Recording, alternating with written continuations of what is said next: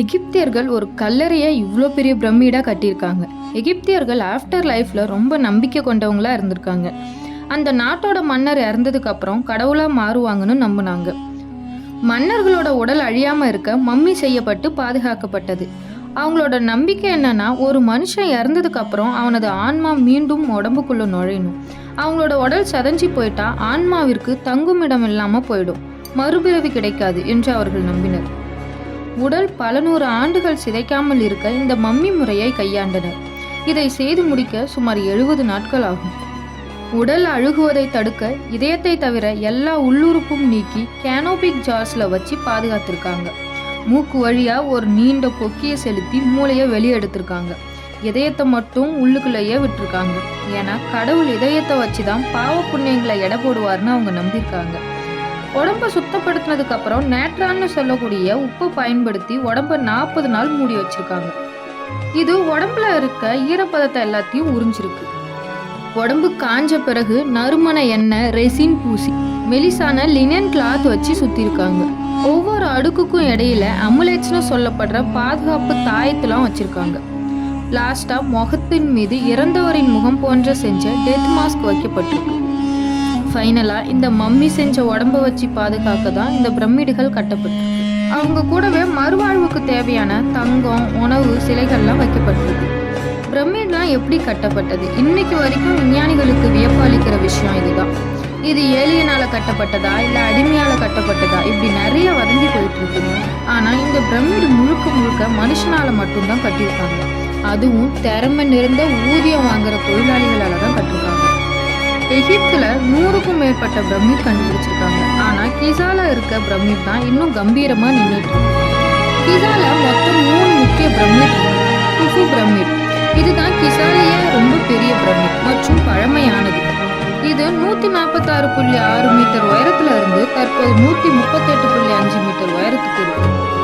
இது குஃபு மன்னரால் கட்டப்பட்டது. அடுத்து காஃப்ரே பிரமிடு. இது குஃபுவின் மகன் மன்னர் காஃப்ரேவால் கட்டப்பட்டது. இதுதான் 2வது பெரிய பிரமிட். இது சற்று உயரமான இடத்தில் அமைந்துள்ளதால் முதல் பிரமிடை காட்டிலும் இது சற்று உயரமாக தெரியும். இதன் உச்சியில் இன்னும் சுண்ணாம்புகள் இருப்பதை காண முடியும். 143.5 மீட்டர் உயரத்துல இருந்து 138.5 மீட்டர் உயரத்துக்கு இருக்கு. அடுத்து மென்காராவின் பிரமிடு. இதுதான் மிகச்சிறிய பிரமிடு. இது காஃப்ரேவின் மகன் மன்னர் மென்காரேவால் கட்டப்பட்டது. இது 65.5 மீட்டர் உயரத்துல இருந்து தற்போது 61 மீட்டர் உயரமாக இருக்கு. பிரமிடுகளின் உட்பகுதிகளுக்கு சுண்ணாம்பு கற்களும் வெளிப்புறத்துக்கு மெருகூட்டப்பட்ட வெள்ளை சுண்ணாம்பு கற்கள் பயன்படுத்தப்பட்டுள்ளன. அரசரின் அறைகள் கிரானைட் கற்களால் நிறைந்தவை. இரும்பு கருவி இல்லாத அந்த காலத்துல காப்பர் சீசல்ஸ் மற்றும் ஸ்டோன் சுத்தி பாறைகளை துல்லியமா வெட்டியிருக்காங்க. கிசாவின் பெரிய பிரமிட்ல மட்டும் 23 லட்சம் கற்கள் பயன்படுத்தப்பட்டிருக்கு. ஒரு கல்லோட சராசரி வெயிட் மட்டும் 2500 கிலோ, அதாவது 2.5 டன். இது ஒரு சின்ன யானையோட எடைக்கு சமமா இருக்கும். இன்னும் அரசரோட அறைக்கு பயன்படுத்தப்பட்ட கிரானைட் கற்கள்லாம் வெயிட் அதிகம். இந்த பாறையின் எடை சுமார் 50 டன்ல இருந்து 80 டன் வரைக்கும் இருக்கும். இந்த 80 டன் எடையுள்ள கற்களை 175 அடி உயரத்துக்கு எப்படி தூக்கி சென்றார்கள் என்பதுதான் இன்றும் என்ஜினியர்ஸ்க்கு ஒரு சவாலான கேள்வியா இருக்கு. கிசா பிரமிடோட மொத்த எடை சுமார் 60 லட்சம் டன்னு மதிப்பிடப்பட்டுள்ளது. கிசா பிரமிட் கட்டி முடிக்க தோராயமா 20ல இருந்து 27 ஆண்டு ஆயிருக்கலாம்னு நம்பப்படுது. ஒரே நேரத்தில் சுமார் 20,000 முதல் 30,000 வரையிலான திறமையான தொழிலாளர்கள் இந்த கட்டுமான பணியில் ஈடுபட்டிருக்கணும். அவர்கள் ஒவ்வொரு 2 நிமிடத்திற்கும் ஒரு பெரிய கல்பாறையை அடுக்கி இருக்க வேண்டும். இது அந்த காலத்திலேயே அவங்களோட டைம் மேனேஜ்மெண்ட் எப்படி இருக்குன்னு காட்டுது. இவ்வளவு எடையுள்ள கற்களை வெட்டி எடுப்பது ஒரு பக்கம் என்றால், அவற்றை 1 மில்லிமீட்டர் அளவிற்கு கூட இடைவெளி இல்லாமல் செதுக்கி அடுக்குவது மற்றும் ஒரு சாதனை. கற்களுக்கு இடையில் சிமெண்ட் போன்ற எந்த பிணைப்பு பொருட்களும் பயன்படுத்தவில்லை. கற்களின் சரியான வடிவமைப்பு மட்டுமே பல ஆயிரம் ஆண்டுகளாக நிலைத்திருக்கு. ஒவ்வொரு பிரமிடின் உச்சியிலும் பிரமிடியன் என்று அழைக்கப்படும் சிறிய பிரமிடு வடிவிலான கல் வைக்கப்பட்டிருக்கு. அதன் மேல் தங்கம் அல்லது வெள்ளியின் கலவை பூசப்பட்டிருக்கு.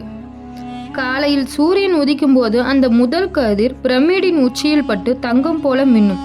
அது சூரிய கடவுளின் ஆசீர்வாதமாக கருதப்பட்டது. எகிப்திய புராணங்களில் பென்பென் என்ற ஆதி மலைக்குன்றின் வடிவமாக இது பார்க்கப்படுகிறது. இது உலக படைப்பின் தொடக்கத்தை குறிக்கிறது. இந்த பாலைவனத்தில் போய் இந்த பிரமிட்லாம் கட்டப்பட்டிருக்குன்னு பல மர்ம விவாதங்கள் இருக்குது. 4000 ஆண்டுகளுக்கு முன்பு இந்த பகுதியில் அக்ரமத் என்ற நைல் நதியின் கிளை ஓடியிருப்பதை செயற்கைக்கோள் தரவுகள் மூலம் உறுதி செய்துள்ளனர். இதில் இன்னும் வியக்கத்தக்க விஷயம் என்னன்னா, 1980 ராபர்ட் போவல் என்ற ஆராய்ச்சியாளர் கீசாவில் உள்ள 3 பெரிய பிரமிடுகளும் வானத்தில் உள்ள ஓரியன் பெல்ட் எனப்படும் 3 நட்சத்திரங்களின் அமைப்பை கச்சிதமாக பொருந்துவதை கண்டறிந்தார். பிரமிடுக்குள் இருக்கும் சிறிய துவாரங்கள் சரியாக ஓரியன் விண்மீன் கூட்டத்தையும் சிரியஸ் நட்சத்திரத்தையும் நோக்கி பார்க்கும் வகையில் அமைக்கப்பட்டிருப்பதை விளக்கினார்.